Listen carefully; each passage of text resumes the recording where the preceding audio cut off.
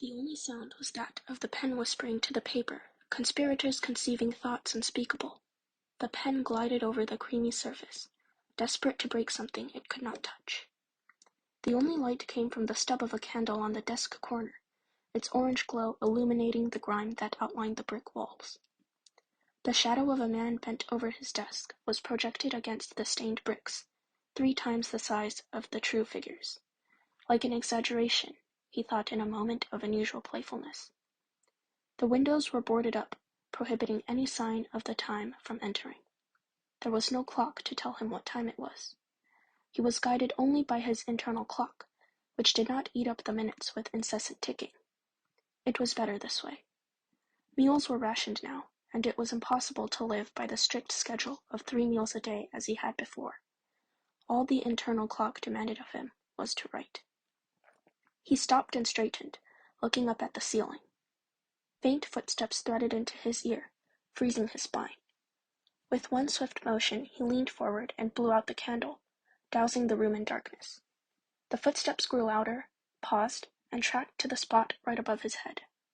A bead of sweat hung from his ear like a clear earring, then fell to be replaced by an identical salty jewel. The footsteps, finding nothing, receded. He could not risk a sigh of relief.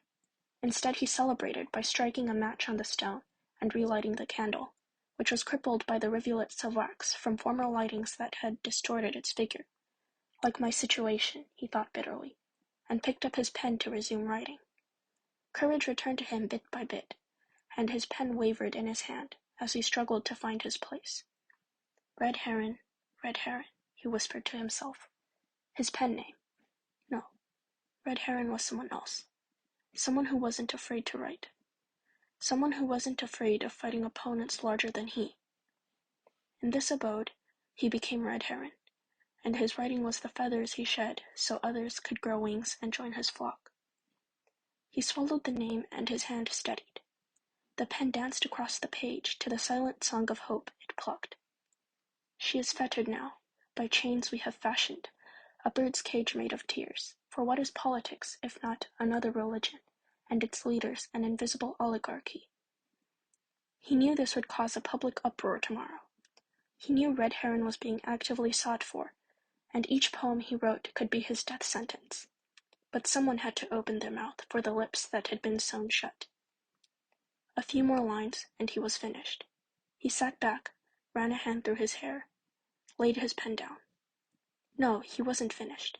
He sat up straight, noticing that he hadn't signed his name.